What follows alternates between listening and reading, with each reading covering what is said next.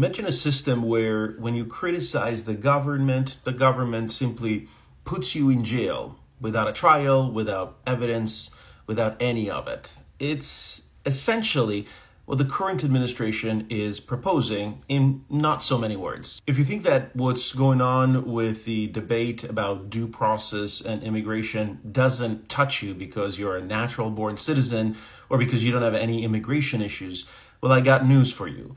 Eventually, that concept will come and bite you in the ass. When conservative commentators like Tomi Lahren complain that ensuring due process for immigrants would just clog up the system and so we should forget about it, we need to stop thinking that she's thinking necessarily about just immigration. When the Democrats say we want due process, do they mean that they want 10 to 20 million illegals to all have trials? When the president of the United States says that we have too many undocumented aliens and therefore we should just process them, take care of the problem without worrying about due process, we should all be worried about, because this is not just about undocumented aliens. Remember that once we accept the concept that due process isn't really necessary if there are too many people accused of violating the law, that principle can be applied to any crime. In a not too distant future, once we accept that principle, the government could accuse millions of people of being dissident, critical of the government,